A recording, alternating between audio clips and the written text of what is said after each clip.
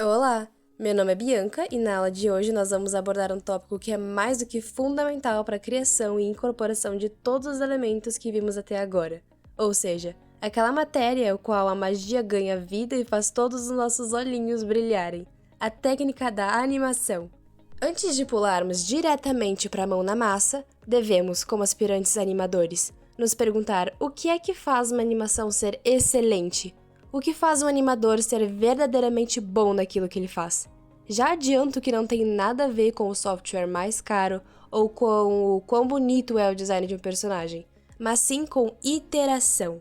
Em Como a Pixar Transforma a Crítica em Criação, de Daniel Godjic, de 2014, é apresentado o conceito de plussing. O conceito foi originalmente criado por Walt Disney, que corresponde simplesmente a não parar quando você acha que uma cena já está boa o suficiente. A animação pode ser refinada, alguns keyframes podem ser adicionados, a expressão do personagem pode ficar mais precisa, a iluminação poderia ser mais realista ou a câmera poderia ser reposicionada. Todos esses aprimoramentos acabavam tornando as dinâmicas e performances das cenas cada vez melhores, atingindo seu máximo potencial, ou o que chamamos de padrão Disney.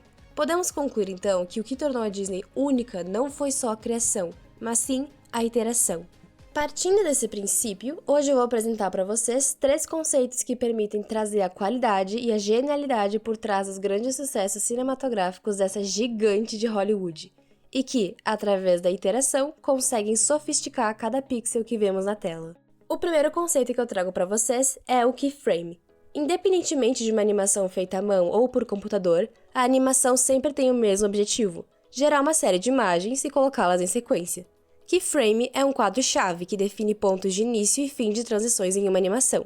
É o processo que cria o movimento dos personagens, usado para criar sequências, indicando como que um elemento deve se comportar em diferentes estágios da animação.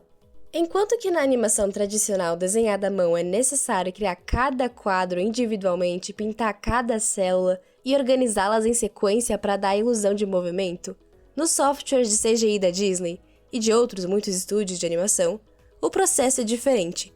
Em vez de desenhar cada quadro separadamente, os animadores criam apenas os pontos-chave da animação, chamados de keyframes.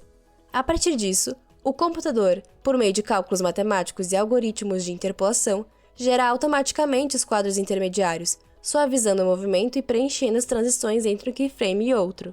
Por exemplo, se você desenhar um personagem levantando o braço em um quadro e depois com o braço totalmente levantado alguns quadros depois, o software calcula e cria os movimentos intermediários para conectar essas duas poses.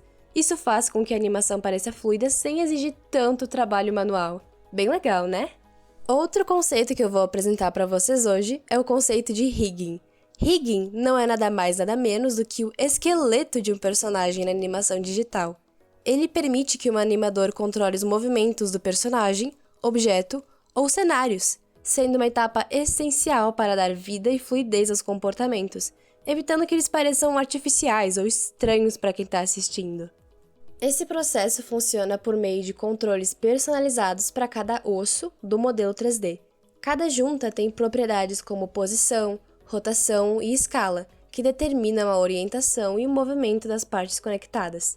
Para evitar que os modelos fiquem com um aspecto rígido ou robotizado, é aplicada uma técnica chamada subdivisão. De forma simples, esse algoritmo divide a malha do personagem em partes menores, suavizando as formas e adicionando mais detalhes para ter um visual mais realista. E por último, uma das partes mais fascinantes e desafiadoras da animação 2D e 3D, os 12 princípios da animação. Eles foram desenvolvidos por Ollie Johnson e Frank Thomas, animadores da Disney, no seu livro The Illusion of Life, Disney Animation. Apesar de não ser necessariamente uma ferramenta, esses princípios são os norteadores para qualquer animação bem feita, pois eles trabalham nas formas, proporções e movimentos que os personagens podem realizar, impactando diretamente na mensagem a ser transmitida para o espectador. De forma breve, vou explicar os 3 mais importantes. O primeiro e mais popular é o Squash and Stretch, da tradução literal compressão e estiramento. Esse princípio visa dar volume aos objetos. É ele quem dá a sensação de peso dentro de um cenário.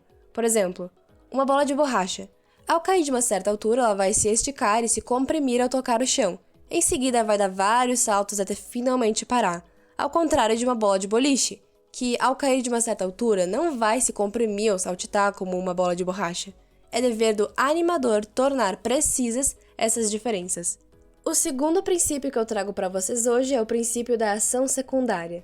A ação secundária envolve movimentos ou comportamentos adicionais que ocorrem simultaneamente à ação principal de um personagem ou objeto, construindo a ação do personagem com o meio à sua volta.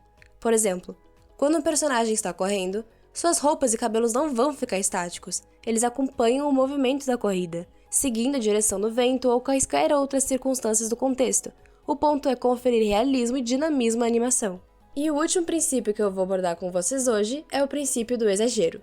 O exagero consiste em trazer intensidade emocional e clareza à ação, amplificando os sentimentos e tornando mais visíveis as expressividades dos personagens. Todos vimos em algum desenho expressões faciais exageradas, como um personagem que é surpreendido e levanta as sobrancelhas de maneira desproporcional, a boca que se transforma em um O exagerado. Tudo isso tem o intuito de aumentar a clareza da reação do personagem, ajudando o público a entender rapidamente o que ele está sentindo. E esse foi o conteúdo de hoje, pessoal. É claro que essa foi uma explicação bem breve da matéria, afinal estamos entrando só agora nesse vasto mundo das animações. E para vocês irem se acostumando mais com os estudos e com as informações que eu trouxe aqui hoje, eu quero que vocês entreguem um resumo com os outros 9 princípios da animação, dissertando sobre aqueles que vocês mais gostaram. Essa tarefa tem que ser feita até o fim do curso. Bom, hoje deixo vocês por aqui. Obrigada, gente, e vejo vocês na próxima aula.